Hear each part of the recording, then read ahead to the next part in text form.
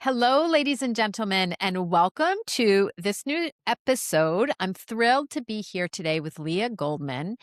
This is part of the Leadership in 2026 series.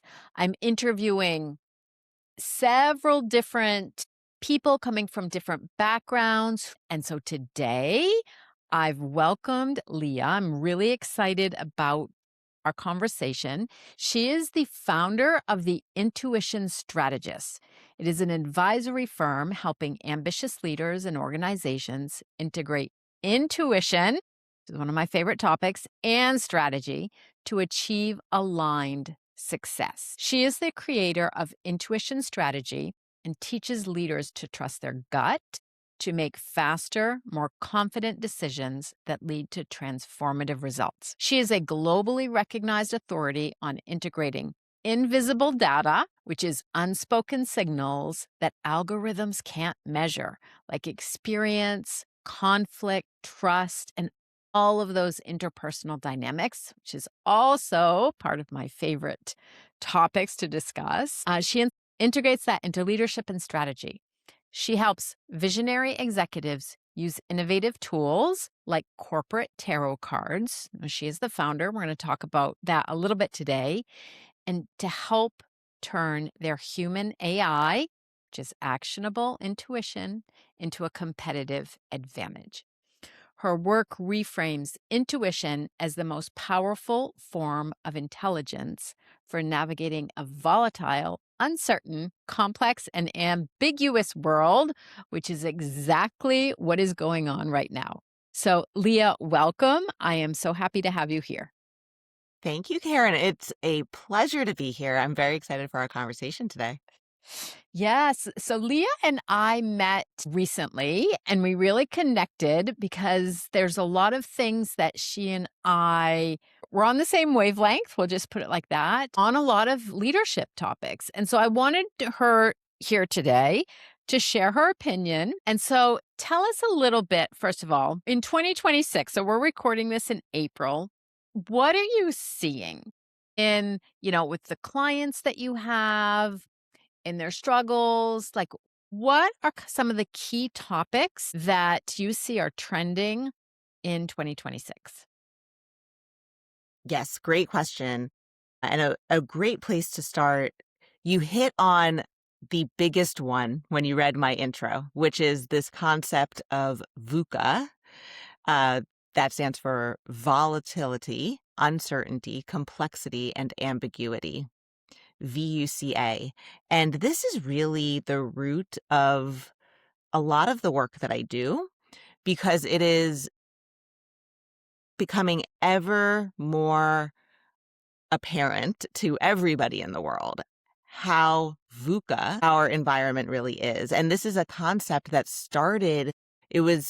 the term was created, I believe in the 90s, by military strategists to talk about military conflict and war, right? And this is what they were perceiving and preparing their armies, right? And these people who are going into extreme situations, they were preparing them for this idea of VUCA environment. And now we see that every day because change is happening faster than ever. There's more uncertainty about what will happen next. We see high highs and low lows swinging nonstop. And it's happening across many different fronts at the same time. We're actually seeing these VUCA situations in multiple instances. It's technology, it's politics, it's the economy, it's our interpersonal relationships. So this is the environment we're in as leaders. And as a leader, I define a leader as anybody who can make decisions that other people can follow. And so when you're in this VUCA environment, making decisions and knowing that you must have others follow you in order to lead, it can be intimidating, it can be burdensome, there can be fear, and because there is this uncertainty. And so I think that's a great place to start is that realization and that responsibility that leaders are feeling. And do you think it has intensified, or do you think it's always been like that? It's Mm, just maybe now a perfect storm? Like, has it evolved? Do you think it's yeah. evolved now in 2026? Yeah, well, I think it's evolved and our awareness is more Mm, attuned. So, I think it's being amplified because it's on these multiple fronts where we didn't see them mm, maybe, uh, in parallel before. We weren't as aware of all of the uncertainty, and our awareness is increased because we have much more information coming to us now than we mm, ever have had before. And so when we're receiving nonstop information from social media, news, um, a ticker running, like it used to just be you had the TV on maybe mm, a couple of times a day or picked up a newspaper and you would be confronted with that uncertainty. And now it's all the time. So it's both. And that mm. really creates a perfect storm. And so, how do you think how are they adapting? Especially maybe leaders, specifically in organizations, people in leadership, or maybe clients that you work with. Is it easy? Is it really challenging? What are they thinking about it? Tell me a little bit about that. Yeah. What I see is people there's a couple of camps, and some people will to control Mm, more than they can. It comes down to mm, control and influence and really understanding in a VUCA situation, what can you control? What can you mm, influence? And what might just happen? And therefore, that's out of your sphere. And effective leaders that I see and work with have the understanding of the bounds of their control and are able to influence those around them to try to get the outcomes or the stability or whatever it is that they're looking for. And they're aware of what is in their ecosystem that mm, can help them get there. And then there's leaders who extend their idea of control further than is actually helpful. And there's many different ways that we try to exert this control. One that we see now is around what can we implement? Right? Everyone's mm, talking about technology change. Well, then we have to put in AI. Okay, well, what does mm, that mean? And what is that going to do? And how do you mm, change it? And how do you influence the change that goes around mm. new tools and technologies? Some people look for more information. Some people want to just outsource all of their decisions. And so I think that what I'm seeing is no one response, but it Mm, really does come down to how much control do you mm. have and how much control do you think you have? Yeah. Yeah. I think that the question of control, there's so much today that we can't control. And people, I think, struggle so much with that. But I think it's a skill to Mm, learn how to let that go. But we'll park that because that's a great topic for another day. But I would love for you to tell me a little bit then how are you working with clients today? Because you talked about intuition. And it's not something that I see that we talk about a lot, or maybe I just am not tuned into it. But I agree it's really important. So, first of all, why is this topic important, and why is it something that yeah, that you've built your business around? yeah, it's a topic that I'm drawn to because I'm a very analytically trained person. I'm an engineer by background. I'm an industrial and systems engineer, and I grew up in the corporate culture of Six Sigma, of designing experiments and a very analytical approach to problem solving. I believe in the human ability to use intuition to make decisions. Mhm. And yet, I believe that's only half the data we really have. And so, as humans, we do have biological processes that are happening within us and neuroscience that is now evolving Mm, into really being able to understand how and why humans behave the way that we do. Neuroscience is showing us that these are actually processes that are happening unconsciously, subconsciously within our bodies. And I define intuition as an algorithm. And it's an algorithm that is using data that we have collected throughout our lived experience. It's mm, the interpersonal conversations, courses you've taken, lessons you've learned from projects that have gone sideways, conversations with a mentor. All of this is what I call invisible data. And mm, that's what your intuition has been training on your entire life. And every time you have a new experience, you are receiving new invisible data, and your intuition algorithm is identifying patterns. And it's saying, yes, this experience is aligned with a past experience. Maybe you'll get some kind of mm, a signal or output when you get that aha moment, like that idea that comes to you in the shower. mm, That's all intuition.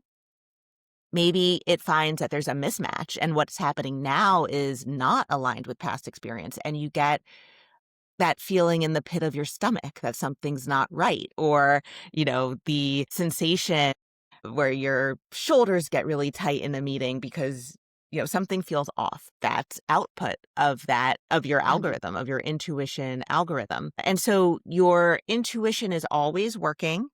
And what we have to do is learn how to understand those outputs. And I use this as a tool to complement the analytical data to make mm, decisions. And going back to VUCA, where we started the conversation, the reason why this is so important right now is because when there is not a clear connection between cause and effect, that's when you must use your intuition. And so mm, when problems or situations are simple, or when there's a clear cause and effect, or they're complicated, there's a lot of cause and effects that are stacked together to make a problem you yeah, have to kind of untie. Use data and use that hard analytical decision-making process that we're very accustomed to using. But in a VUCA world, when things are complex or even chaotic, there might mm. not be a clear cause and effect. And therefore, we need more than just the analytical data. We need to use intuition and this invisible data to help us make confident decisions to move ahead. And do you find that people agree with you? Do they push back? Do they want to stay attached to the data? For so many people, it's very hard to get into your body and listen to your I think it's a skill. And learning to listen to those signals, I think you need to learn it. So I'm curious, when people come in, do you find people open? Do you find them very skeptical? How do people react? There is a spectrum for sure. Okay. And that's great because we all have our own experience with decision making and this data. I do teach in my work that there are different ways that intuition shows up. So you're 100% correct that sometimes it is a felt sensation and it's very embodied. And it shows up in other ways as well that Mm, urge you get to just jump up on a whiteboard and sketch your idea out and create something. That is an output of intuition when all those pieces just start mm, coming together. When you know you just need to pick up the phone and call somebody. And when you talk mm, to them, they say, "Oh, that's so funny. I was just thinking of you." That's mm, intuition, right? And I think the more I give different examples, people say, okay, yeah, maybe that's the flavor of intuition that I'm familiar with. And you're also correct that it is a learnable skill. It's yeah, something we can strengthen because it is okay. innate, and yet we have been trained and rewarded by the cultures that we're in to not listen to it, to Mm, prefer the answers that come from analysis and hard data. And I'm a believer in Yeah. that as well. There's a time and a place in a simple or complicated problem to use that. But if you're making decisions when there's complexity and chaos and uncertainty, if you're Mm, only using the analytical data, you're only using half of the information really available to you. And so that's the work I mm, do. Part of it is helping people learn. And the framework I use is what I call the HIT framework, HIT. You hit on the first okay. one, which is hear. It's learning to hear your intuition. Mm, And when it shows up, you recognize it and you can acknowledge it and make note of it. That's very learnable, but we need to oftentimes turn down the noise that's around us so we can hear mm, it, or turn up the signal so it can override the noise. I is interpret, which is all about understanding what your intuition is telling you. And once you hear it, then it's about making sense of it. And there are mm, tools that I have to help people start to shortcut that interpretation and quickly experience what it's like in a controlled environment so that they can do mm, that on their own. That's what corporate tarot cards are for. That's your interpret tool. And then trust is all about knowing that when your intuition shows up and you understand what it's telling you, that it is based on credible information and it's mm, reliable because it shows up when you need it to. And so once the trust is built, then you can make decisions quickly because you mm, hear, understand, and trust that your intuition can guide you in the right direction. And you mm. can very quickly and confidently make a decision and act on it. And yes, I would love an example of how somebody tapped into this over time, how they brought it into their world of in helping with their decision making, and what was the impact or the output. Do you have an example? Absolutely. So I work, I have some one-on-one clients that I work with individually. And one is she's a sales leader and she has built a tremendous career in a very uh, entrepreneurial, building, selling type Mm, world. And in her spare time, when she has it, she actually has had a retirement project that she's been working on and has a wellness center. And that's been sort of her dream. And she has had this for many years, and she's actually in business with some family members on this project that she thought, when I'm done with the sales gig, I'm gonna go and do this next chapter. And she came to me when she said, I don't think this is aligned anymore. I always thought this was my retirement dream, but now I don't know and I can't hear what's really true because mm, things are getting complex there. There's some relationship challenges, there's some uncertainty in this world. And I actually am getting a lot of energy from my sales world, and maybe I want to continue there. But she wasn't able to discern what was fear, what was discomfort, or mm, assumptions she was making from intuition. And yet she knew years ago when she opened this wellness center, she's like, I just knew I had to do this. Like she 100% credited that venture to listening to her intuition, and it served her very well. But now it was very unclear.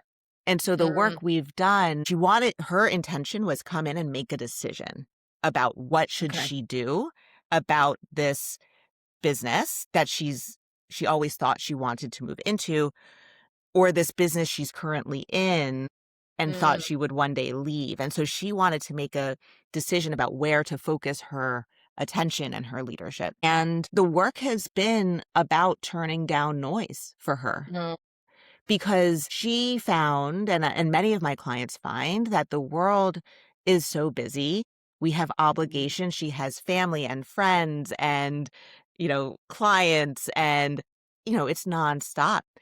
Some of the work we do And I have a structured program that I call From Gut to Goal, and it's a 90-day cycle. So I base all of this Okay. on operational strategy tools where we're saying, okay, where do you want to go? What's your objective? And what are the key results you're going to identify and Mm, try to move towards in the next 90 days in 1 quarter? She found that the work she knew she really needed to do was about turning down the noise and using some of the tools that she gives to other people through the wellness center. How can she apply that to herself? Spend more mm, time just doing things that help to regulate her nervous system mm, and help her feel more grounded.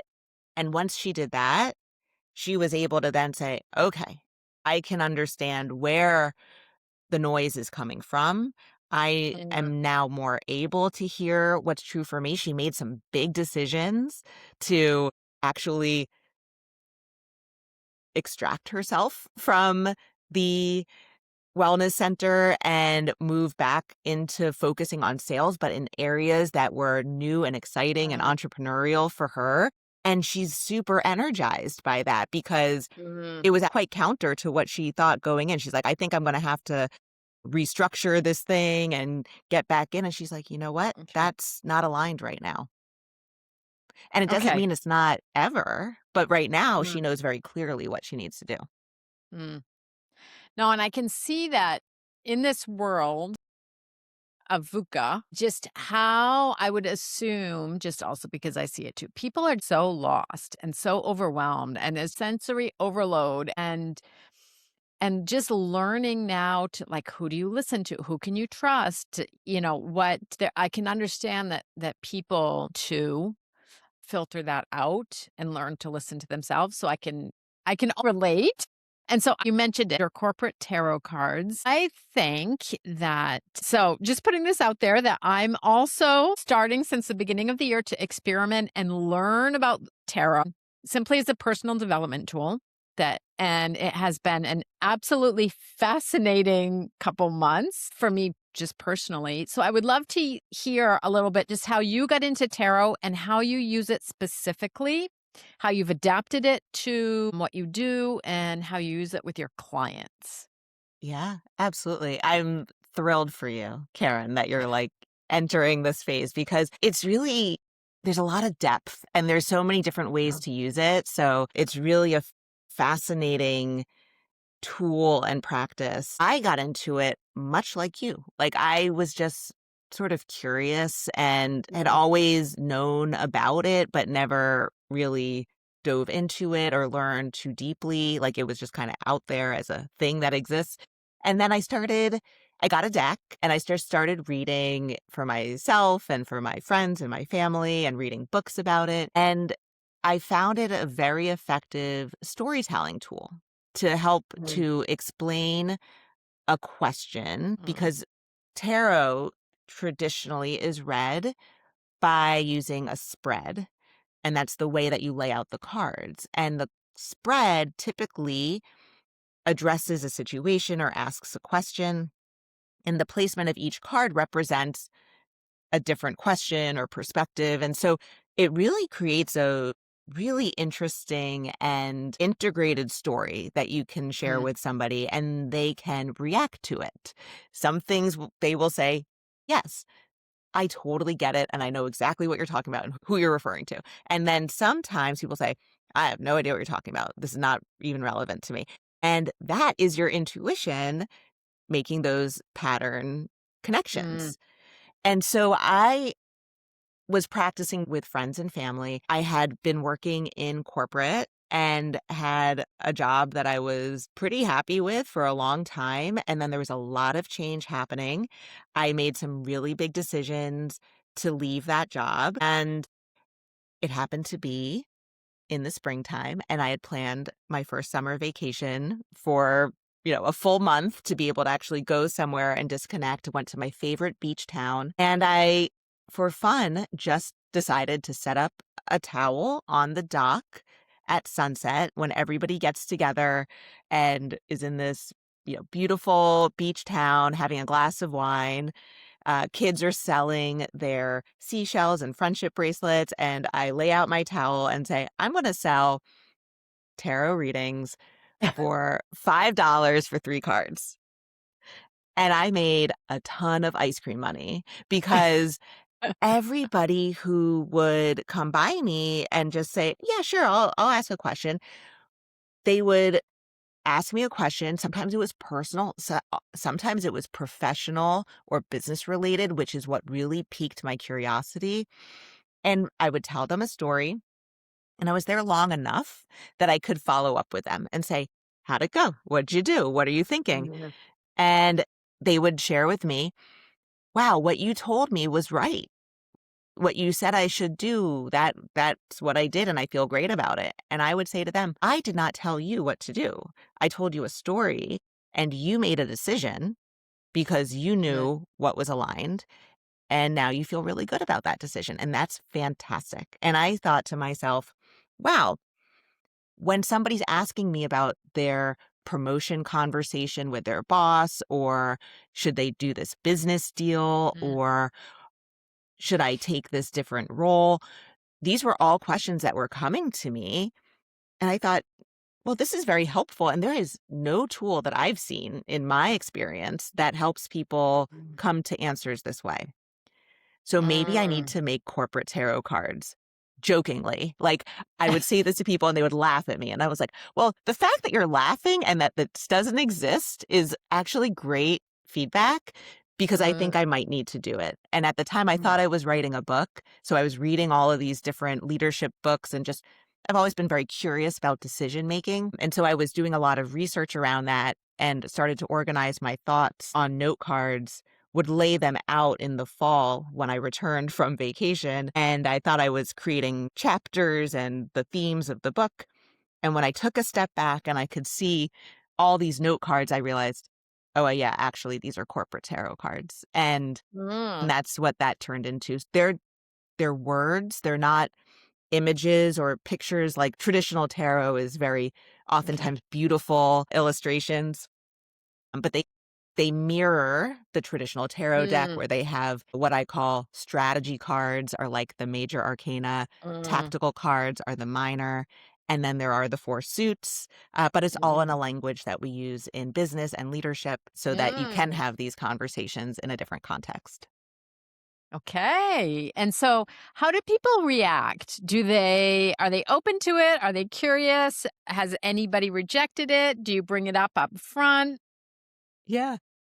Because I think, at least in my experience, you have to be a little bit open to the idea to get something out of it. But I don't know what your experience has been. Would love to hear. Yeah.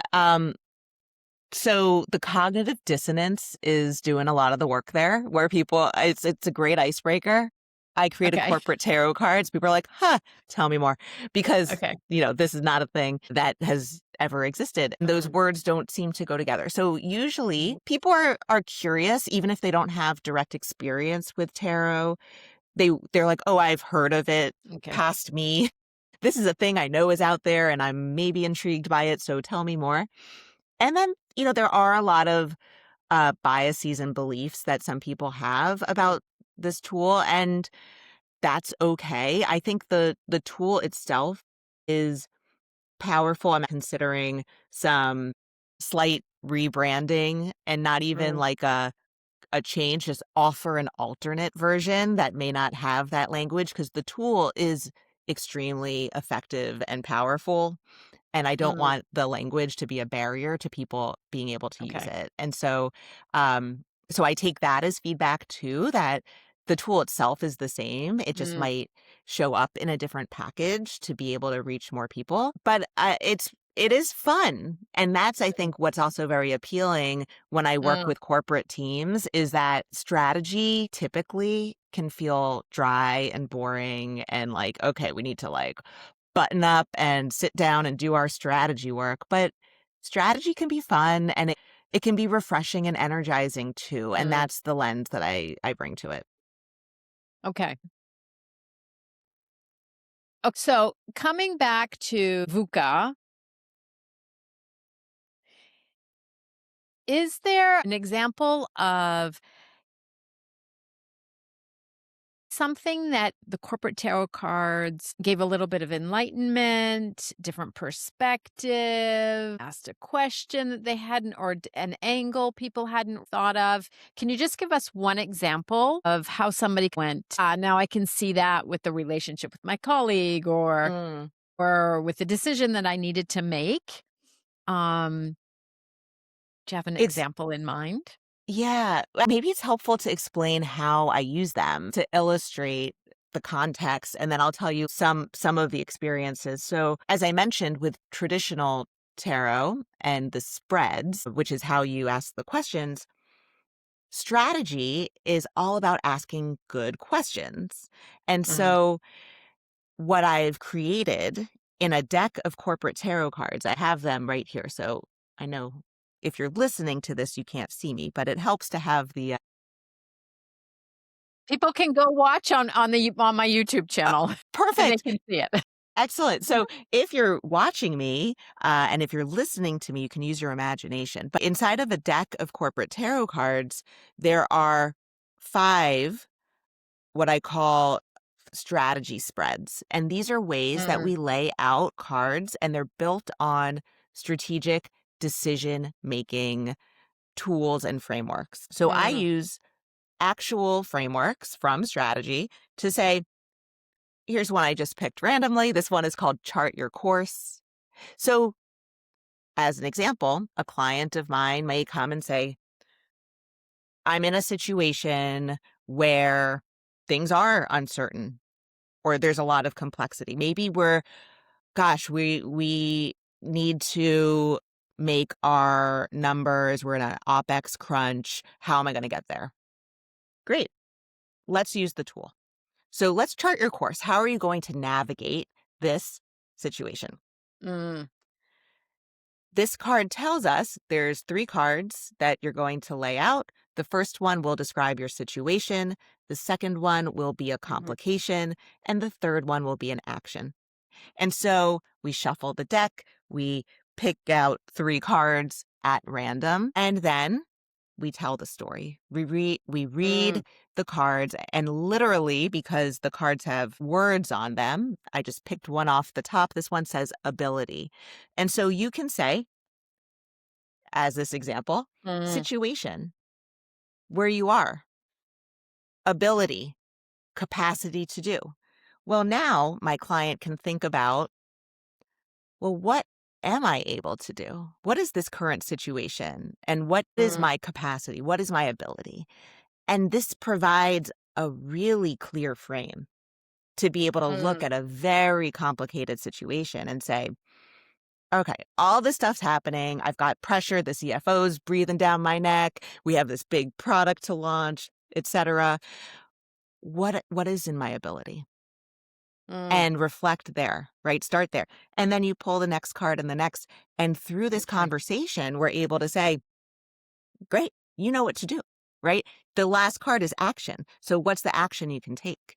And the intention of the Mhm. cards is to make it very actionable. Yeah. And so there's a clear path forward. And it's not necessarily the ultimate decision or solution, but it's a step forward in the right direction to be able to Mm, experiment, take action, and then get more information to continue to make decisions. okay.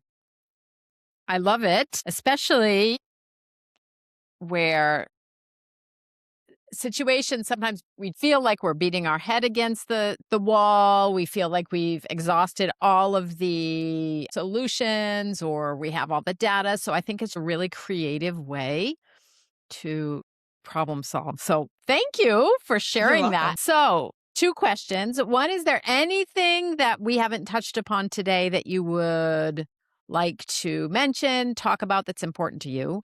And second, tell us how, if somebody wanted to work with you, how would they get in contact with you or follow you?